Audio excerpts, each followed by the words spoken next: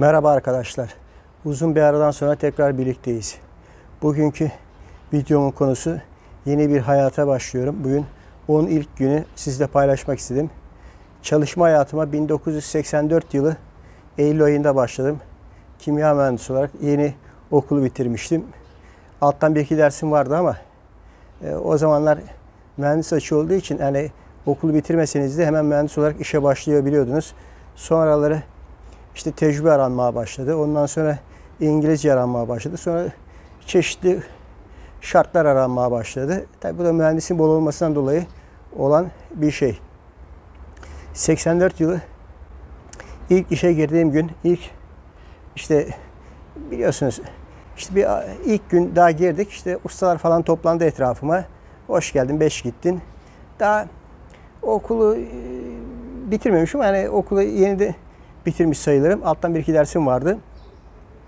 İşte yeni bir 22 yaşındayım. 22 yaşındaki bir kişinin hayat tecrübesi ne kadarsa benim de o kadar hayat tecrübem vardı. Yani biz o fabrika hayatı, iş hayatı görmedik. Okuldan eve, evden okula. Ondan sonra neyse işte ustalar geldi. Hoş geldin. Hoş bulduk. Kimsin, nesin falan. Ondan sonra yaşlı bir usta çalışan başladı ağlama. Hüngür hüngür. Ben dedi 35 senede çalışıyorum dedi. Arkadaşlarım emekli oldu dedi. Daha benim dedi emekli olmama 17 sene var dedi. Ben dedi sigortayı hiç önemsemedim dedi. Bak dedi şimdiki yaşım geldi Kemal'e ama primim yok, sigortam yok. Dedi benim primimi doldurmam için daha 17 sene lazım falan dedi. Yaşlı başlı adam ağladı karşımda. Ben daha 22 yaşındayım yani toy çocuğum. Allah Allah dedim ya. Yani o anki aklımla ya dedim bu sigorta dedim önemli bir şeymiş. Demek ki bunu benim ihmal etmem lazım. Yani ömrümüz vefa ederse, kısmet ederse biz de bu yaşlara geleceğiz. Ondan sonraki iş hayatında o bana kulağıma küpe oldu, nasihat oldu. Her yeni bir işe başladım ya da bir iş yerine gittiğimde maaş konuşmadım. Direkt olarak sigortayı konuştum. Dedim ben sigortamı tam istiyorum. Herhangi bir şey yani eksiklik şey falan istemiyorum dedim. Tek şartım da oydu. O zamanlar tabii 87'lerde, 80'lerde, 90'larda falan pek sigortayı önemsemiyordu. Yani kimse de ben sana 3 kuruş fazla para vereyim, işte sigortana eksik getireyim ya da hiç sigorta yapmayayım falan. Bazıları çok kişi kabul ediyordu onu tabii. Yani biraz daha fazla maaş alacağım hesabına. Öyle bir uygulama vardı. Yani öyle sigortayı arayıp sordu. Ya burada kaç kişi çalışıyor, kaç kişi sigortalı, ne kadar maaş alıyor diye bir sorduğu kayıt kuyut yoktu.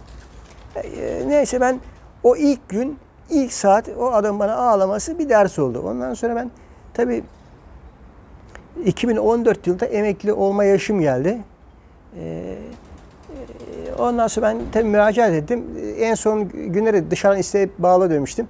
Ya dediler 84 yılda senin dediler bak 500 lira fazla prim yatırmışsın. İstiyorsan bu primi sana iade edelim. Dedim ben bu prim kalsın dedim. Bunu dedim ben devlete bağışlıyorum. Devlet dedim bize dedim katkımız olsun. Bunca sene dedim devletimize bir doğru düz katkımız bir şeyimiz olmadı. Bari en azından emekli olurken 1984 yılında 500 lira dedim. Bunları devlete ben bağışlıyorum falan. Yani kalsın dedim. Ondan sonra devlet beni bir gün üzmedi. Gününde emekli yaptı. Yani emekli maaşımı bağladı. Yani o zaman tabii emekli olurken yanında çalışan arkadaşlar falan vardı. Benimle yaşıt falan. Şimdi tabii ben emekli olunca onlar da kanı kabarmaya başladı. Ya işte benim de yaşım geldi. Benim de 50 yaşındayım. Ben şu yaşındayım, bu yaşındayım. Ben 30 sene çalışıyorum. Ben 40 sene. Ya çalışıyorsun da işte 5 sene büfe işletmişsin ya da 10 sene büfede çalışmışsın. Bir kuruş sigorta ödememişsin. Ya da ne bileyim falancanın iş yerine çalışmışsın. Abi bana 3 kuruş fazla ver, 5 kuruş fazla ver, sigorta yapma demişsin. Onun da işine gelmiş, senin de işine gelmiş. O primi yatırmamış. Sen 3 kuruş, 5 kuruş fazla almışsın. Bak emekli olan yaşı geldi. Ondan sonra yok askerliği borçlanayım. Yok bilmem ne dava açayım falan filan. Tabii millet ondan sonra yok devlet yatırmıyor, devlet yapmıyor. İşte biz emekli olmamız lazım. Bir şey abi. Halbuki ben 2014 yılında emekli olurken devlet beni bir güne uğraştırmadı. Şık diye emekliliğimi bağladı. Ondan sonra ben tabii Türkiye'de emekli olmak fazla bir anlam ve mana ifade etmiyor. Çalışmaya devam ettim. Bu güne kadar 2024 yılı Mayıs ayındayız. Bugün de artık fiili olarak çalışma hayatımı bitirmiş bulunuyorum. Bundan sonra yani çalışırsam bile öyle geçici, günübirlik can sıkıntısı ya da bir arkadaşımın yardım babında çalışırım. Ama yoksa normal devamlı sabit bir iş olarak çalışmam. Artık bugünden itibaren yeni bir hayatıma geçmiş olurum. Hayat düzenime geçmiş olurum. Tabii şimdikiler emekli insanlar ne yapıyor, ne ediyor? Herkes bir boşluğa düşüyor. Yani emeklilikte çalışırken şunu yapacağım, bunu yapacağım diyorlar ama emekli olduğu gün ya bugün ne yapsam derdine düşüyorlar. Can sıkıntısı, of falan.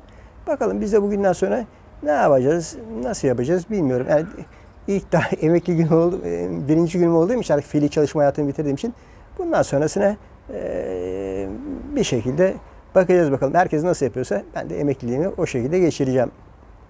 İnşallah Allah'tan sağlık, sıhhat hep beraber cümleten iyi günler görürüz. İzlediğiniz için teşekkür ederim. Yorumlarınızı yazmayı unutmayın. İzleyen gözleriniz, yorum yapan elleriniz dert görmesin.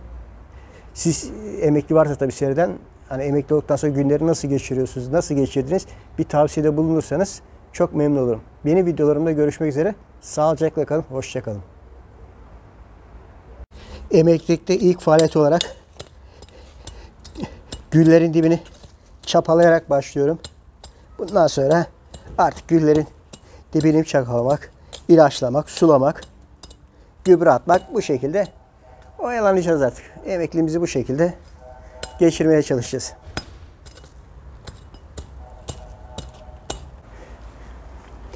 Ben şimdi emekli oldum ya, şimdi artık benim çenem düşer, hatıralar falan bitmez. Burası benim baba evim. Biz buraya 1974 yılında taşındık. Buranın da size hikayesini gelecek videolarda isterseniz anlatırım.